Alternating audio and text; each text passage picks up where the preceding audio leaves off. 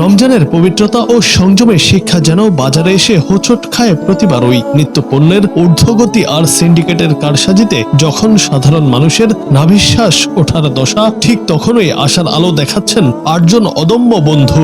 মৌলভীবাজারের কমলগঞ্জের পতন উষার ইউনিয়নের একটি মসজিদের গেইটে তারা শুরু করেছেন এক ব্যতিক্রমী ন্যায্য মূল্যের বাজার, যা এখন স্বল্প আয়ের মানুষদের জন্য পরম আশীর্বাদ হয়ে দাঁড়িয়েছে।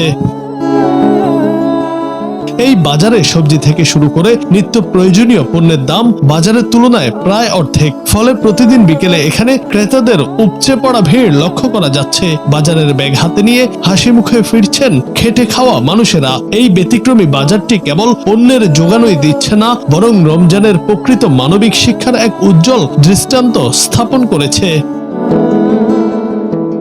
এই মহতি উদ্যোগের নেপথ্যে রয়েছেন 8 বন্ধু, যারা নিজেদের জমানো অর্থ আর প্রবাসে থাকা বন্ধুর সহায়তায় এই কার্যক্রম পরিচালনা করছেন। তাদের লক্ষ্য কোনো মুনাফা নয়, বরং রমজানে সাধারণ মানুষের ক্রয় ক্ষমতার মধ্যে প্রয়োজনীয় পণ্য পৌঁছে দেওয়া। তাদের এই নিঃস্বার্থ প্রয়াসে এলাকার নিম্নবিত্ত মানুষগুলোর মুখে ফুটেছে স্বস্তির হাসি।